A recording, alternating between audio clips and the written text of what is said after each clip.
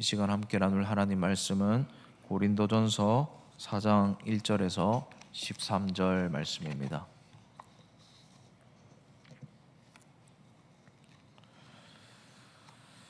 네, 우리 한 목소리로 함께 읽겠습니다. 사람이 마땅히 우리를 그리스도의 일꾼이요 하나님의 비밀을 맡은 자로 여길지어다. 그리고 맡은 자들에게 구할 것은 충성이니라. 너희에게나 다른 사람에게나 판단받는 것이 내게는 매우 작은 일이라.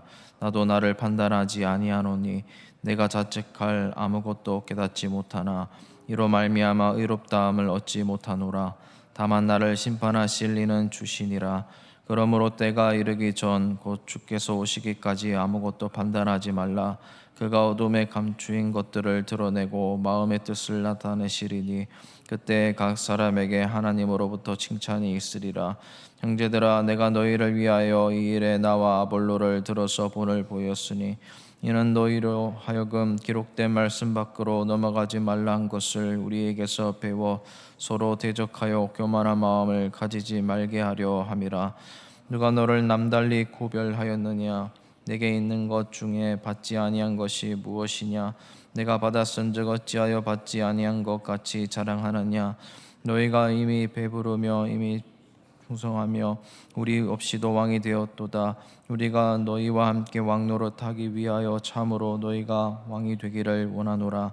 내가 생각하건대 하나님이 사도인 우리를 죽이기로 작정된 자 같이 끄트머리에 두셨음에 우리는 세계 곧 천사와 사람에게 구경거리가 되었노라. 우리는 그리스도 때문에 어리석으나 너희는 그리스도 안에서 지혜롭고 우리는 약하나 너희는 강하고 너희는 존귀하나 우리는 비천하여 바로 이 시각까지 우리가 줄이고 목마르며 헐벗고 매맞으며 정처가 없고 또 수고하여 친히 손으로 일을 하며 모욕을 당한즉 축복하고 박해를 받은즉 비방을 참고 비방을 받은즉 권면하니 우리가 지금까지 세상의 더러운 것과 만물의 찌꺼기 같이 되었도다. 아멘. 네, 지금 사도 바울은 고린도 교회에 편지를 보내는 내용을 계속 담고 있습니다. 오늘 부분은 책망과 또 지금 당시 상황을 안타까워하는 마음이 많이 녹아들어 있는 상황입니다.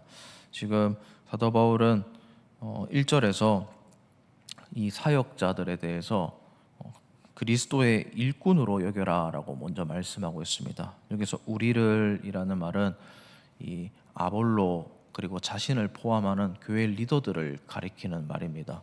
근데 우리가 성경을 읽을 때 항상 생각해야 될 것이 하나님께서 이 계시된 말씀을 남겨주셨는데 여기에 나오는 사건들과 인물들이 대표성을 띠고 있다는 것을 기억해야 됩니다. 그리고 샘플이 된다는 것을 기억해야 됩니다. 그리고 1차적으로는 특정한 인물이나 사건이나 사람에 대해서 말을 하지만 그것을 보면서 우리 모두가 이렇게 살아가길 원하는 마음으로 하나님이 남겨놓으셨다라는 겁니다. 그래서 여기에서는 1차적으로는 당시 교회의 사역자들에 대해서 말을 하고 있는 것이지만 우리 모두가 이런 마음을 가질 필요가 있기 때문에 하나님이 남겨놓으신 것입니다. 그래서 지금 사도 바울이 이 사역자들에 대해서 그리스도의 일꾼이요라고 말을 하고 있습니다. 이렇게 생각하라라는 겁니다. 여기서 일꾼으로 쓰인 말은 이 휘페테레스라는 원어가 사용되었는데 이 말은 노예라는 말입니다. 그리고 어떤 노예를 가리키냐면 배를 운행할 때 제일 하층부에서 노만 계속 젓는 그런 사람들을 가리키는 말입니다. 그래서 북이를 치면 그 북의 리듬에 맞춰서 노를 리듬감 있게 계속 젓는 그런 노예들을 말하는 것입니다.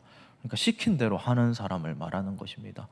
이 사도 바울이 어느 정도로 하나님이 시키신 일을 감당했는지 뒷구절에 보면 쭉 나오는데 9절부터 13절에 보면 사도 바울이 이렇게 살았다라고 스스로 밝히고 있습니다. 이 9절부터 13절을 한번 눈으로 보시길 바랍니다.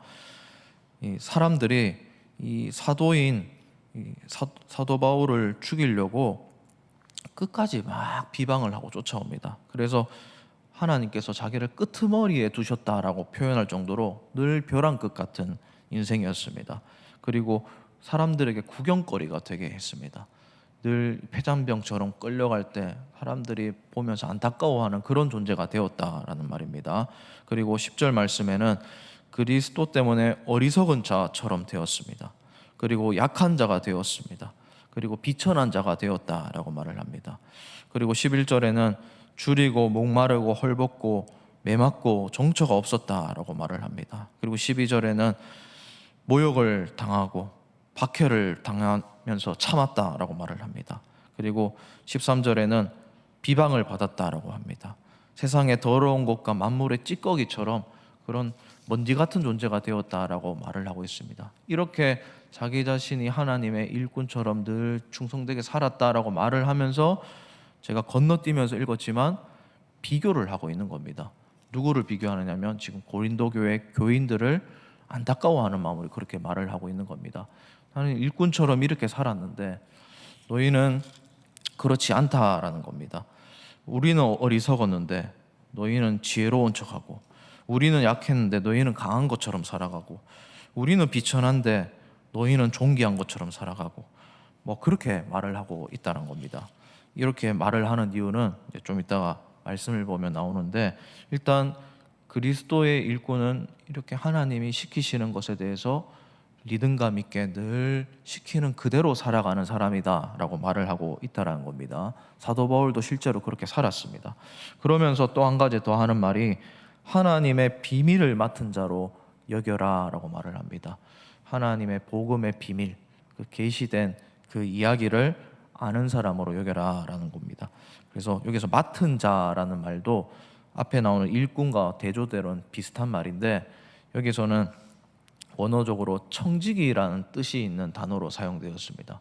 하나님이 맡기신 것을 그대로 잘 간수하고 관리하는 사람, 그런 사람을 말하는 겁니다. 그러니까 자기가 지어낸 이야기를 하는 사람이 아니고 하나님이 알게 해주신 비밀을 그냥 잘 전달하는 사람이 사역자다라는 겁니다. 하고 싶은 말을 하거나 감정적으로 전달하는 사람이 아니라 하나님이 가르쳐 준 대로 그냥 전달만 하는 대언자다라는 사실입니다. 그리고 이런 사람들이 가져야 될 태도에 대해서 2절에서 말씀하고 있습니다. 이렇게 맡은 자들에게 구할 것은 충성이니라 라고 말을 하고 있습니다. 여러분, 지금 사역자들에게 말을 하고 있지만 우리 모두에게도 이렇게 말씀하고 있다는 것을 기억하시길 바랍니다. 우리는 하나님이 맡은 비밀을 가진 채로 충성되게 살아갈 그런 존재들이라는 것을 다시 한번 말씀하고 있습니다. 여러분, 우리에게 필요한 것은 충성밖에 없다라는 사실을 꼭 기억하시길 바랍니다. 하나님의 비밀을 맡은 자가 언변이 뛰어나거나 능력이 탁월해서 하나님이 맡겨주신 것이 아닙니다. 충성된 사람일 것이기 때문에 하나님이 맡겨주신 것입니다. 그래서 충성되게 신실하게 살아가는 것이 가장 중요한 것입니다. 우리가 능력이 많아서 하나님이 부르신 것이 아닙니다. 우리가 탁월해서 다른 사람들보다 원래 더 빛나서 하나님이 부르신 것이 아니라 충성되게 살아가라고 부르신 것입니다. 그래서 우리에게 필요한 것은 이 신뢰감, 충성됨, 변함없음입니다. 하나님 믿을 때 이것이 가장 중요한 겁니다. 꾸준하게 늘 묵묵하게 그 자리에 있는 사람, 하나님이 부르신 것을 변함없이 늘 수행하는 사람, 그렇게 일희일비하지 않고 늘 정직하게 맡은 바대로 살아가는 사람, 한 걸음 한 걸음씩 느리지만 천천히 옳은 방향성대로 걷는 사람, 그런 사람을 충성된 자라고 말씀하고 있는 것입니다. 그러니까 우리 모두가 충성되게 살아가야 할 것이고 하나님이 그런 사람을 부르셨다라는 것을 꼭 기억하시면서 충성스럽게 이 신앙생활을 하시는 우리 모두가 되기를 진심으로 주님의 이름으로 축복을 드립니다.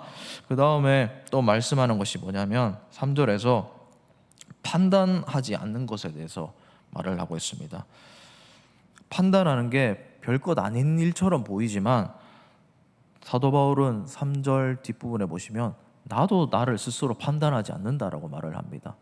다른 사람들이 해주는 말을 가지고 나에 대해서 그렇게 생각하지 않는다는 거예요. 다른 사람들이 칭찬하면 내가 대단한 사람이구나 이렇게 생각하지 않는다는 겁니다. 또 반대도 마찬가지입니다.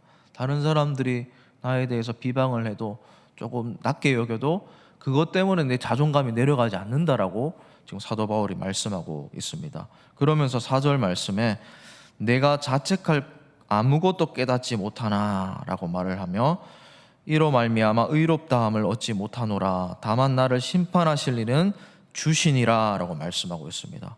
여기서 사도 바울이 내가 자책할 아무것도 깨닫지 못한다라는 말은 나는 흠이 없는 사람이다 이런 사람이 아니고, 지금 칼빈이라는 신학자의 주석에 따르면 이 사도직을 수행함에 있어서 양심이 꺼리끼는 일을 한 적이 없다라고 말을 하는 겁니다. 자기가 사역을 감당할 때 그런 사역에 대해서 진짜 최선을 다했다라고 말을 하는 부분이다라는 겁니다. 그렇게 말을 하는 이유는 나도 나를 판단하지 않고 다른 사람의 판단에 휘둘리지 않을 수 있는 이유가 뭐냐면, 나를 판단하실 분은 오직 주님밖에 없다는 사실을 알기 때문입니다 라고 고린도 교회 성도들에게 말을 하고 있는 겁니다. 사랑하는 우리 성도님 여러분, 우리가 충성스럽게 이 주님이 맡기신 일을 감당하고 주님의 몸된 교회를 감당할 때, 주님의 길을 걸어갈 때 제일 힘들게 하는 게 바로 이 부분 아니겠습니까? 사람들의 말에 너무 우리가 휘둘릴 때가 있습니다. 늘 기분이 오락가락합니다. 어떤 주는 은혜 받아서 너무 좋았다가 또 사람들 때문에 마음이 상할 때가 너무 많아요. 사람들이 나에게 해주는 말 때문에 내가 나를 판단할 때가 너무 많습니다. 내가 그거밖에 안 되나? 내가 정말 이런 사람인가? 막 그렇게 자책이 될 때가 있어요. 속상하고 막 괴롭습니다. 그런데 그럴 때 꼭 기억하시길 바랍니다. 나를 판단하실 일은 오직 주님밖에 없다는 사실을 꼭 기억하시길 바랍니다. 주님이 우리를 볼 때 뭐라고 하시겠습니까? 너는 여전히 내가 사랑하는 자다. 내가 너를 너무 사랑한다. 너는 나의 특별한 존귀한 자다. 그렇게 여기시지 않겠습니까?